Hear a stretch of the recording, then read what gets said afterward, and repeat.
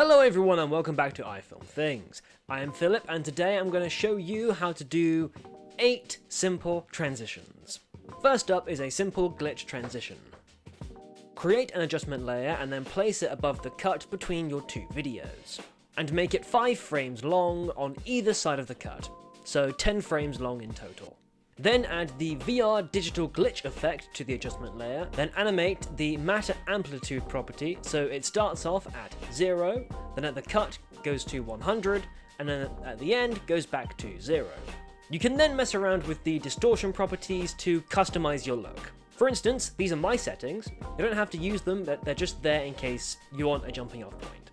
Then add the VR rotate sphere effect to the adjustment layer, where we're going to animate the Z-axis roll, going from 0 at the start, 45 at the cut, and then back to 0 at the end. And don't forget to ease in and ease out your keyframes, and you'll be left with this cool glitch transition.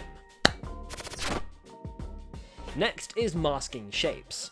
Have your 2 clips already on the timeline. Your second clip should have rocks or fields or trees or buildings or something that you can easily just mask around.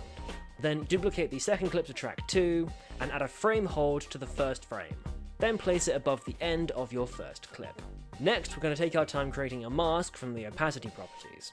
If you have more than one thing that you want to mask, simply duplicate that layer and create a new mask. Once you've done that, nest the frame layer, or layers individually, and apply the transform effect to your nested sequences. Deselect the use composition shutter angle and then set it to about 180. Then animate the objects to appear on screen by adding keyframes in the transform effects position properties. And don't forget to ease your keyframes. I'd also add a short cross dissolve to the start of your second clip just to make the transition that bit smoother. X-ray!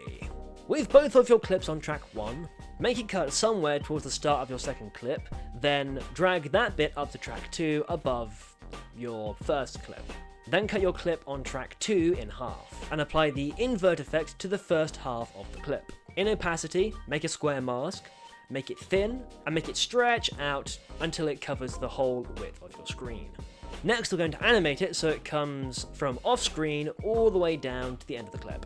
So that's the scan effect done, but now we need to make the actual transition. Add the invert and crop effects to the second half of your clip on track 2. Then animate the bottom property in your crop effect, so it starts at 100 and then goes to 0 halfway through. Then animate the top property, so it starts at 100 halfway through and then goes down to 0 at the end. And again, ease your lens distortion. This is a fun one for music videos. Create a new adjustment layer and then drag it over the cut between your 2 clips, and make it 10 frames long either side of the cut. Then add the lens distortion effect to the adjustment layer. At the beginning of the adjustment layer, make a keyframe in curvature.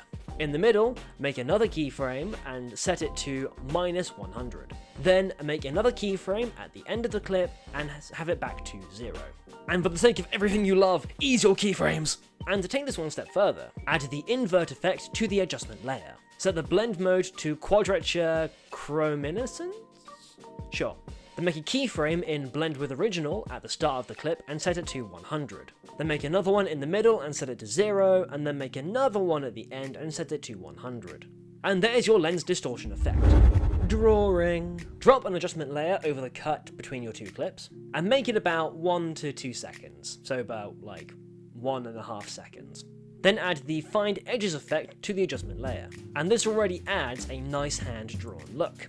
But to smoothen the transition, make keyframes in the find edges effect at the start and at the end and make them 100. Then make 2 more keyframes about 1/3 and 2/3 of the way through and set them to 0. And as always, ease your keyframes. Color matte!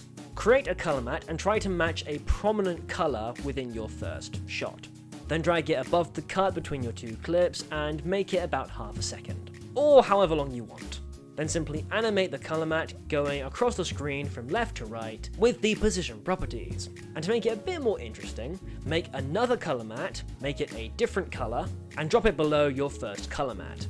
Then offset it by a couple of frames so you can actually see the new color matte coming through. Glow.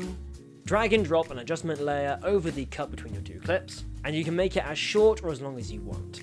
Just make sure it's slightly more over the second clip than it is the first. Next, add the proc amp effect to your adjustment layer. Then in the effects control panel, make a keyframe at the start of the clip in brightness, and set the value to 0. Then go to the cut between your two clips and increase the value until the screen is completely white. Then at the end of the clip, bring it back down to 0.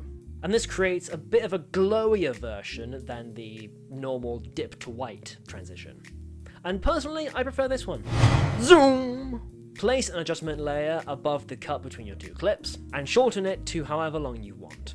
I wouldn't go any longer than a second though. Then add the transform effect to your adjustment layer. And in the scale properties in the transform effect, make a keyframe about 1/4 of the way through and 3/4 of the way through, and keep them at 100. Then go to the cut between the two clips and set that to 300. This looks a bit boring though, so I'm going to deselect the use composition shutter angle and then set it to about 360. Then ease the keyframes and add a cross dissolve to your bottom clips to smoothen out the whole transition. And now we have a nice looking zoom effect. And that's the end of the video! I hope you enjoyed it, I hope it helped you in any way, shape or form, and as always, stay safe, stay creative, and I will see you in the next video. Bye!